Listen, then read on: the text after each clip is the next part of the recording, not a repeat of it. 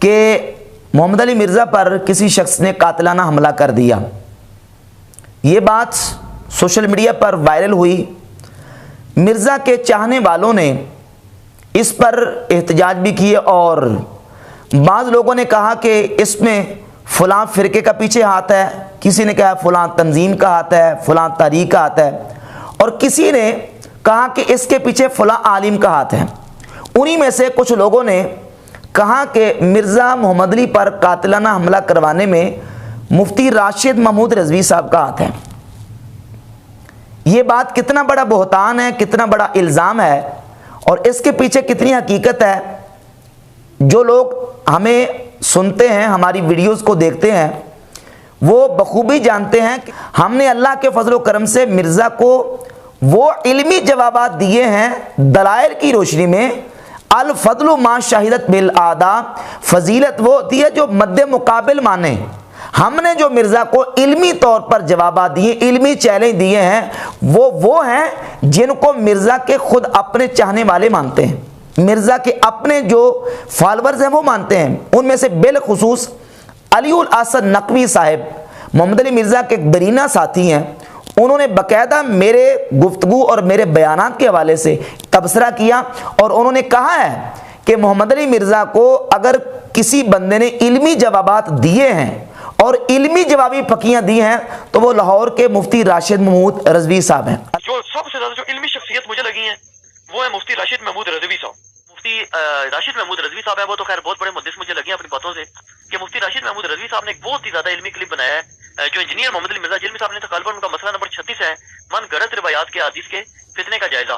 उसमें उन्होंने कुछ इंजीनियर साहब के इल्मी जवाबात और जो इल्मी फकियां उन्होंने दी थी ना, उसके जवाब में जवाबी इल्मी जवाबात और इल्मी फकियां दी हैं। तो उस मौजू पे अगर डिस्कशन हो जाए ना तो मेरे ख्याल में ये असूल हदीस जो है वो डिस्कस हो जाएंगे अल्लाह के फजल करम से।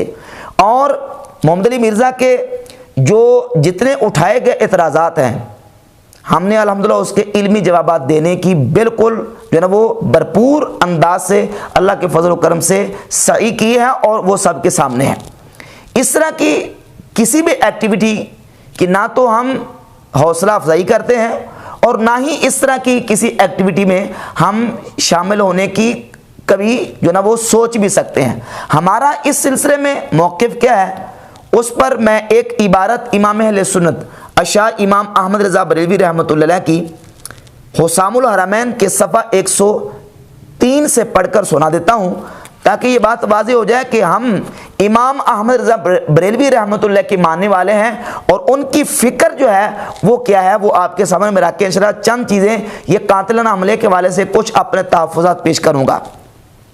फरमाते हैं, जान लीजिए कि दुनिया में गर्दनें मारना बस हुक्काम ही के सुपुर्द है, ना आम रिआया के, यानी आम रिआया को इसकी इजाज़त नहीं है। गर्दनें मारना यानी किसी को कत्ल कर देना, किसी पर हद जारी करना। जिस तरह आखिरत में अजाब देना सिर्फ जुल जलाले वाल इकराम के हाथ है और लोग जो सलातीनों हुकाम के सिवा हैं उनका फ़र्ज फ़कत ज़ुबान से और बयान से झिड़कना, ज़बान से और बयान से झिड़कना और अहले इस्लाम को शयातीन के बेल जोल से बचाना है और काम हुकाम तक पहुँचाना है। अल्लाह ताला किसी जान को तकलीफ़ नहीं देता मगर उसके बोते बर, बल्कि हकीकतन फ़ुक़हा किराम ने कुतुब फ़िक़ह में मुसर्रह इरशाद फरमाया है कि जिस मुर्तद को बेहुक्म बादशाह कत्ल कर दे उसे बादशाह सज़ा दे। जब मुबालक इस्लामिया में ये हुक्म है तो इनके माँ सिवा में कैसे ना होगा, क्योंकि मुर्तद के कातिल, यहाँ किताबत की गलती है, मुर्तद के कातिल को गैर मुस्लिम हुकाम यकीनी कत्ल कर देंगे तो इस कत्ल मुर्तद में अपने हाथों अपनी जान को हलाकत में डालना है और अल्लाह अज़्ज़ा व जल फरमाता है अपने हाथों अपनी जान हलाकत में ना डालो और अपने नफ्से मुस्लिम को एक काफिर जान के इवज़ कत्ल के लिए पेश करना है। ये है इमाम अहले सुन्नत रहमतुल्लाह की तालीमात और फ़िक्र कि हम किसी भी सूरत में कानून को अपने हाथ में लेने की इजाज़त नहीं देते। ना तो हम इस तरह की किसी एक्टिविटी में खुद शामिल हैं, ना ही इस तरह की किसी जो मामला है उसकी हम हौसला अफजाई करने के लिए तैयार हैं। हम इल्मी तौर पर जवाब देने के पाबंद हैं और वो हम अल्लाह के फजल करम से दे रहे हैं। अगर कोई बंदा ये समझता है मिर्ज़ा का चाहने वाला और मिर्ज़ा को सुनने वाला कि मिर्ज़ा के इस लेक्चर का जवाब नहीं है, इस मौजू का कोई जवाब नहीं दे सकता, तो वो हमारे साथ बात करें। इंशाअल्लाह के फजल करम से हम एक एक बात का जो मुंह तोड़ और जो है वो जवाब जिसको कहते हैं वो जवाब देने के लिए तैयार है, और अल्हम्दुलिल्लाह हम दे रहे हैं। बाकी रही बात ये कि मिर्ज़ा पर जो बंदा कातिलाना हमले के लिए आया और ये जो एक बात उठाई गई अफवाह, इसके पीछे सदाकत कितनी है, आया ये वाक़या दुरुस्त है या गलत है, कुछ तहफ़्फ़ुज़ात और कुछ निकात मैं आपके सामने रखना चाहता हूँ। उससे आप बखूबी अंदाज़ा लगा सकते हैं कि इस जो इशू को जो उठाया गया है इसके पीछे सदाकत कितनी है और इसमें जो है वो गड़बड़ कितनी की गई है। पहली बात ये कि जो बंदा मिर्ज़ा पर कातिलाना हमले के लिए एकेडमी में आया वो बाकायदा चेक हो के अंदर आया है, क्योंकि मिर्ज़ा की एकेडमी के बाहर बाकायदा जो बंदे खड़े होते हैं वो चेकिंग करते हैं। चेकिंग करने के बाद बंदे को अंदर आने देते हैं, क्योंकि मिर्ज़ा साहब कोई खलाई मखलूक नहीं है कि ऊपर से आगे हों और एकेडमी में आके बैठ गए और आके दर्स दिया और फिर ऊपर चले गए। मिर्ज़ा साहब अपनी बाइक पे आते हैं, अपनी बाइक पे जाते हैं और अपने घर से आते हैं और अपने दीगर रोज़मर्रा के कामों के लिए अपनी गली मोहल्ले में निकलते हैं।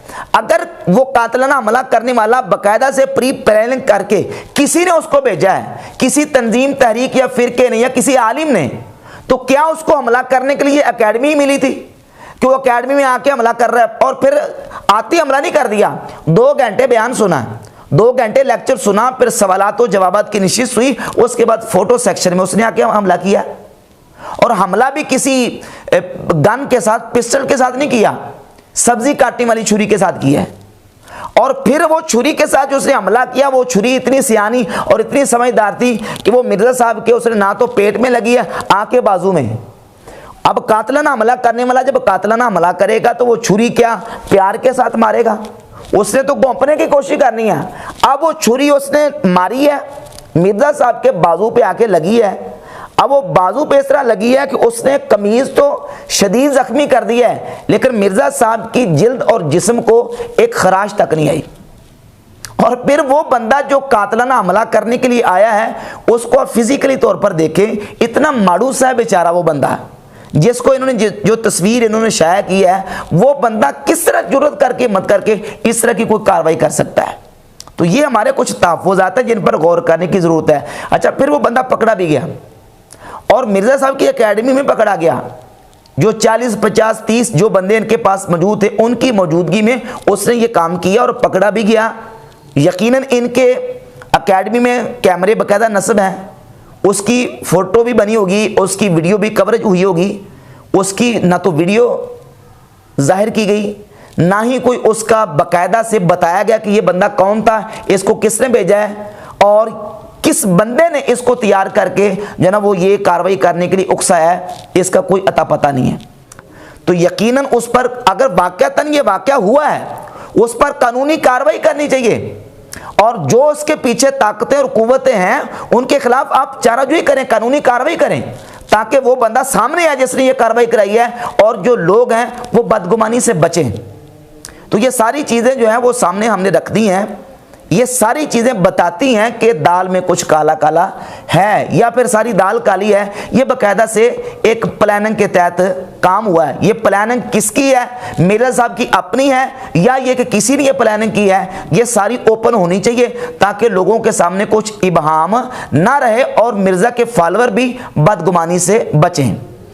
अच्छा, बाकी रहेगी बात ये कि एक यहाँ हमारा जो ना वो एक इश्काल ये भी है कि वो बंदा जो 2 घंटे बयान और लेक्चर सुन रहा है, मुमकिन है कि वो मिर्ज़ा साहब का अपना कुछ आने वाला हो, क्योंकि मिर्ज़ा साहब जो ज़बान इस्तेमाल करते हैं और जो लैंग्वेज इस्तेमाल करते हैं अंबिया अलैहिमुस्सलाम के बारे में, सहाबाए किराम के बारे में, औलिया अल्लाह के बारे में, ये लैंग्वेज सुन के, ये ज़बान सुन के हो सकता है किसी अपने बंदे को इश्तियाल आ गया हो, अपना चाहने वाला, अपना मोहब्बत करने वाला हो, उसको इश्तियाल आ गया और उसने इश्तियाल में आके ये कार्रवाई कर दी।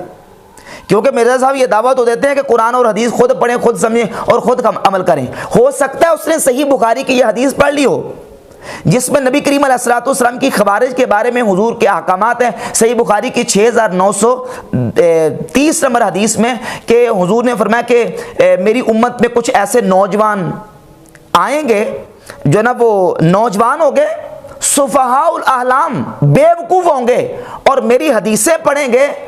हुजूर ने फरमाया ऐनमा लकीतुमुहुम फक़्तुलूहुम, जहां भी तुम उनको पाओ कत्ल कर दो। ये सही बुखारी की हदीस है। हो सकता है कि उसने बगैर उस्ताद की ये हदीस पढ़ ली हो, बगैर किसी के समझाए ये हदीस पढ़ ली हो और पढ़ के वो ये समझाओ कि मिर्ज़ा साहब खारजी हैं और उसने उठ के तो कातलाना हमला कर दिया। ये भी मुमकिन है, क्योंकि मिर्ज़ा साहब कहते हैं ना कि उस्ताद से पढ़ने की ज़रूरत नहीं है, समझने की ज़रूरत नहीं है, खुद पढ़ो खुद समझो। हो सकता है कि उसने अपनी ज़हन के मुताबिक समझाओ और समझ के मिर्ज़ा साहब के खिलाफ उसने ये कार्रवाई कर दी।